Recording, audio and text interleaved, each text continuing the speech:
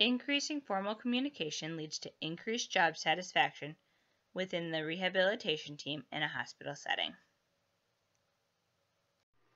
The target audience for this PowerPoint YouTube video is my OTD class. Learning objectives. There are 3 learning objectives that will be described.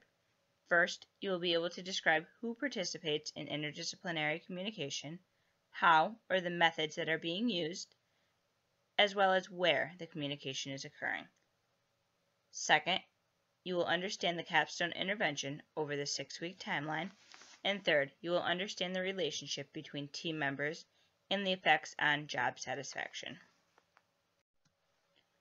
Who communicates?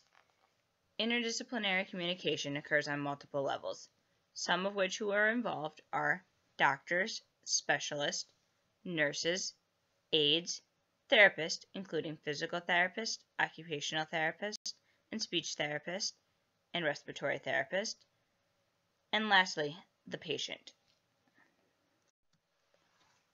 How communication occurs. There are several ways in which communication occurs, some of which are verbal, email, phone, and text messages. When communication occurs. Communication occurs during shift changes as well as interdisciplinary rounding. Communication occurs daily among hospital personnel and is ongoing.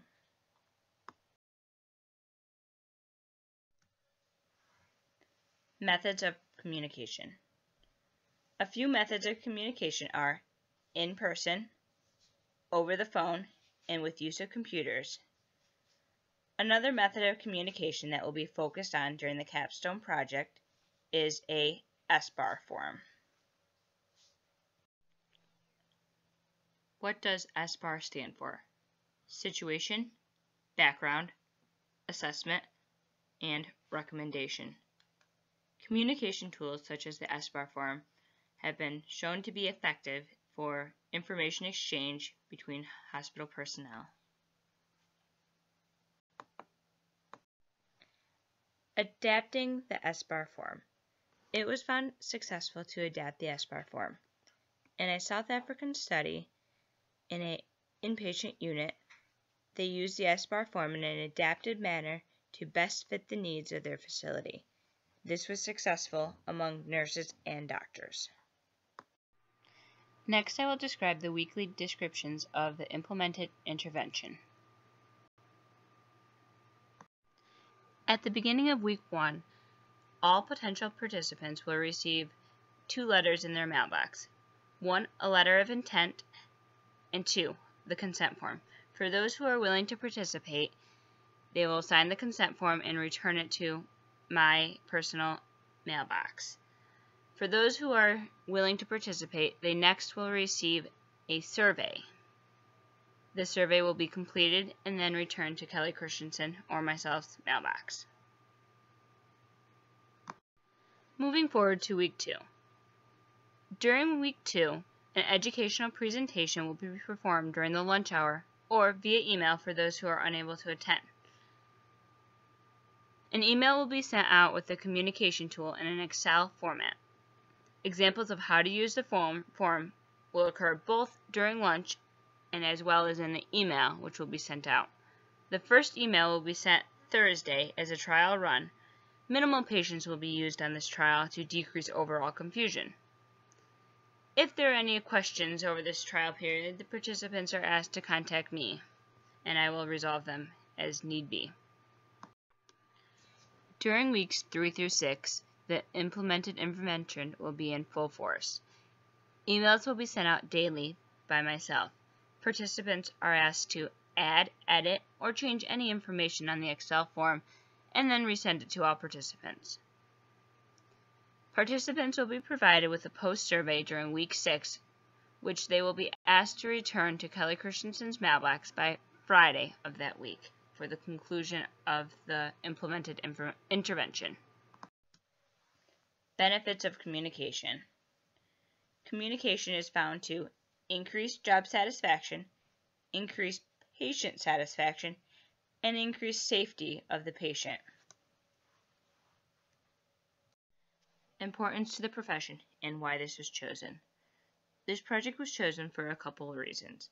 First, it supports my capstone project on improving communication via formalized communication tool to increase job satisfaction. The second reason it was chosen was because I was looking for a new technology, and YouTube was a technology that I had never done. I have also never done a PowerPoint with vocal or audio inserts, so this project was a challenge to me, and I had to do a lot of research to figure out how to do all this. Moving towards communication at Geneva Hospital, there is a lack of communication among the personnel.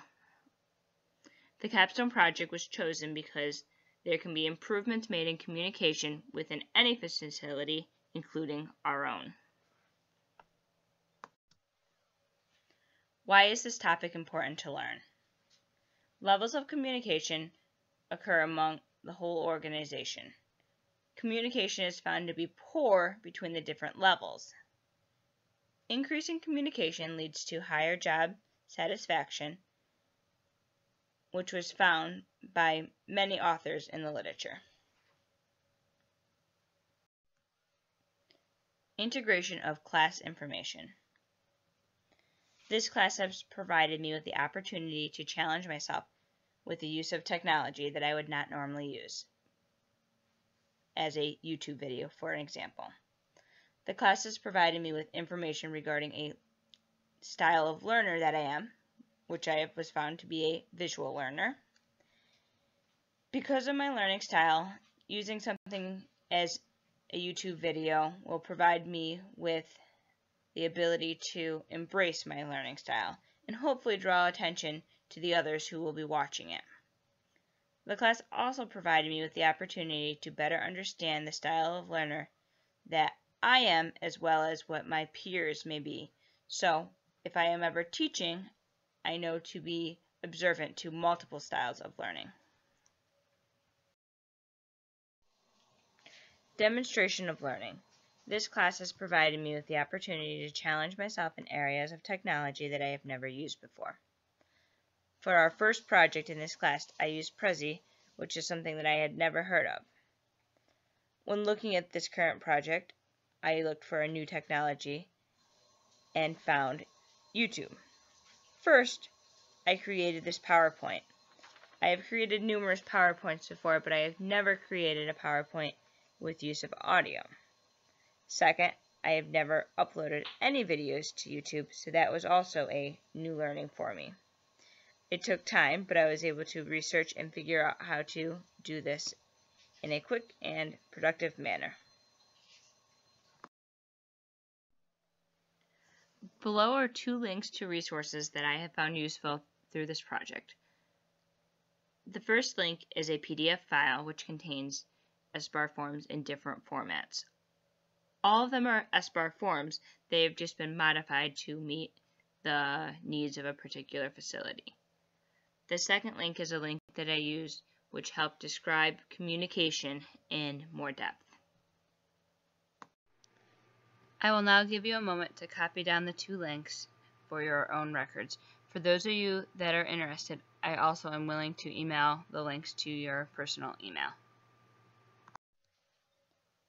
Here are my references, and if anyone has any other questions, now would be a great time to ask.